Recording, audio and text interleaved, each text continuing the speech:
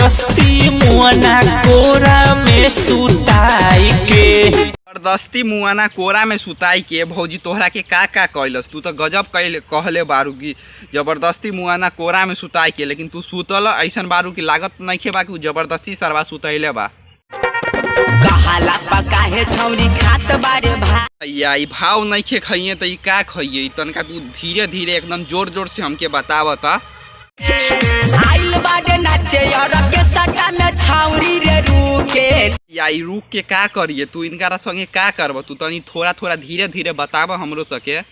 फरल धन सखी खेतवे में झरल। भौजी तोहर धन खेते में झरी न तो तू हमरा के बोला ले, तू चाहे हमर कैमरामैन के बोला ले, तू तो तोहार धनमा खेतवा में नहीं थे न झरत, तू तोहार धनवा पतही के पानी पर झरत।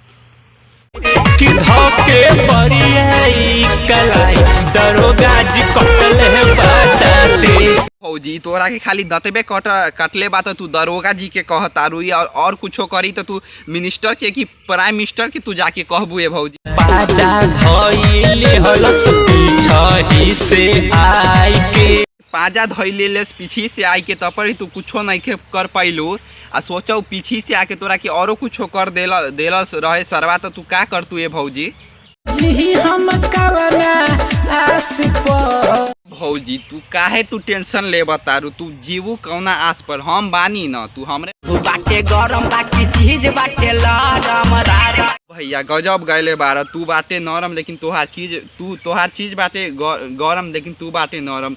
ए भैया तू एकर पिछलका चीज के देखले बार, उ गरम बाटे कि नरम ई हमके बतावत। तारा हारल बतास परई यारावा मांगे गोवास पर। करी सरवा ताश पर एक ताश खेले कहिया से आवता? ए भौजी जे तोहरो के ताश पर लगा दी। अब तो तोहर यारवा तो तोरा के छोड़ी नहीं कि तोरा के गजब खेला तोरा साथे उ खेली सरवा। लोग हमारे वीडियो को लाइक सब्सक्राइब और शेयर जरूर कीजिए और हमारे चैनल को सब्सक्राइब करके बेल आइकन दबा लीजिए ताकि हमारे नए वीडियो ना आप सब तक सबसे पहले पहुंचे। धन्यवाद।